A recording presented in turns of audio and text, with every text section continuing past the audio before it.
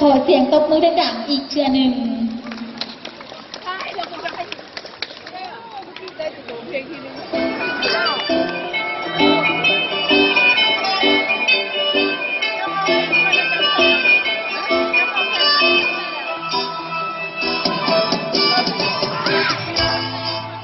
สอบสารวัตรกัปตันอัตตปื้อธนูมือผ่าสารดีเล่มไต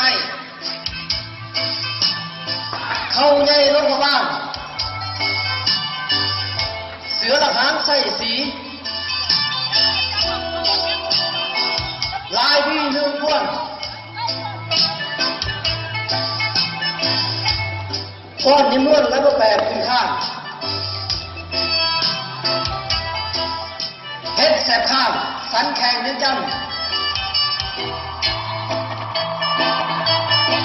สาวลาวออกมากัน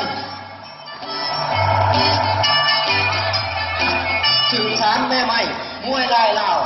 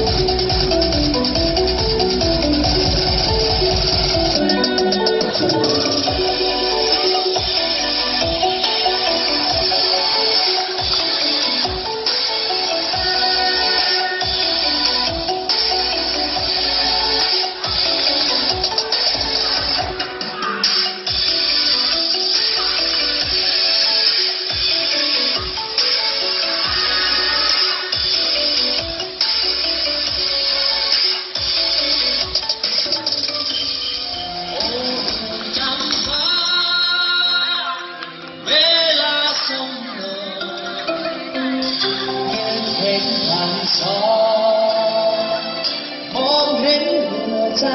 เขาได้คืนใดไหนกินเจ้าหอมเห็นส่วนดอกไม้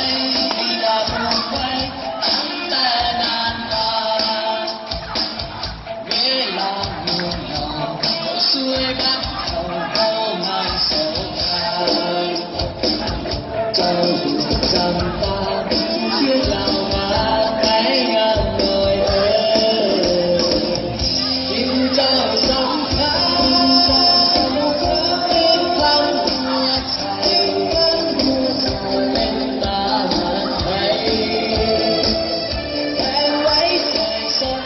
ยามน้ำเข้าดงโจจำตาโหเมื่